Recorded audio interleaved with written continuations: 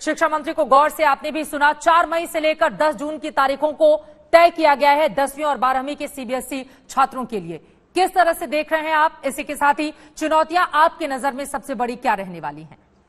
मुझे लगता है कि काफी अच्छी तरह से इस पर सोच विचार किया गया है और मई की तिथियां बिल्कुल ठीक हैं और बोर्ड की परीक्षा हो पाएगी। मार्च में प्रैक्टिकल कराने का जो इरादा है वो भी एकदम सही है। मुझे लगता है कि तब तक इन्विजिलेटर्स को और स्कूल के जो लोग भी ऑर्गेनाइज कराएंगे इन परीक्षाओं को, उनका वैक्सीनेशन होना भी मुमकिन हो जाएगा।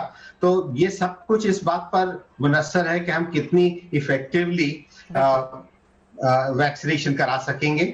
मुझे पक्का विश्वास है कि भारत सरकार इस पूरे प्रयत्न में सफल होगी। बिल्कुल, और जिस तरह का कॉन्फिडेंस इस वक्त शिक्षा मंत्री का दिखाई दे रहा था, उन्होंने कहा कि छात्रों और उनके अभिभावकों से बातचीत करने के बाद हमने ये सब कुछ तय किया है। अब मैं डॉक्टर अशोक पांडे जी आपका रुख करते हुए, एक तरफ चुनौतियां हैं तो वहीं दूसरी तरफ संभावनाएं भी अपार हैं।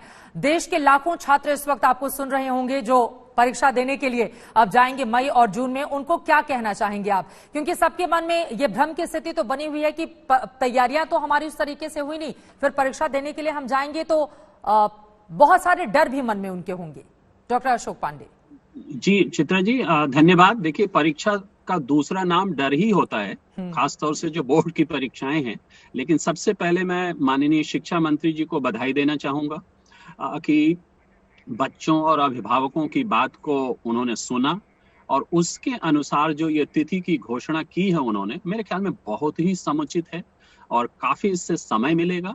अब मेरी सिर्फ एक चीज है, आप जो कह रही हैं उसके संदर्भ में, कि अब कुछ दिनों के बाद बच्चों को पूरी गाइडलाइंस के साथ, पूरी बचाव के साथ वो विद्यालय में आए, क्योंकि परीक्षा के पहले शिक्षकों का, विद्यार्थियों का मिलना बड़ा आवश्यक होता है। बिल्कुल। उनके कई डाउट्स होंगे, उनकी रिमेडियल क्लासेस होंगी, परीक्षा देने के अभ्यास कराए जाते हैं। तो इसके लिए अब बड़ा आवश्यक है, मैं पहले से भी ये कह रहा था कि जब भी परीक्षा हो उसके पहले 8-9 हफ्ते का समय मिलना चाहिए, जिसमें शिक्षक और विद्यार्थी एक साथ हों और एक दूसरे के साथ मिलकर वो परीक्षा की तैयारी कर सकें। मतलब आप कह रहे हैं कि अगर ऐसा होता है तो इसके जरिए एक आत्मविश्वास भी छात्रों के भीतर डेवलप होगा, आप ये कहना चाह रहे हैं? जी हाँ, बिल्कुल यही मेरा मतलब है।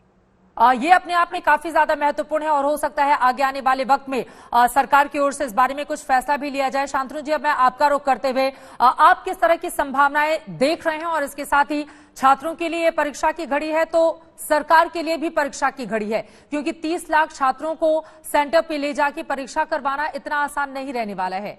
चुनौतियां और संभावनाएं, अगर दोनों पर आप प्रकाश डाल पाए। जी चित्रा जी, पहले बात तो मैं पूरी तरह से सहमत हूं जिस तरह से शिक्षा मंत्री जी को हमने सुना और जिस तरह से अशोक जी और प्रमोद जी ने कहा। मेरे ख्याल से इसमें चैलेंजेस भी हैं और इसमें अपॉर्चुनिटीज भी हैं हमारे लिए।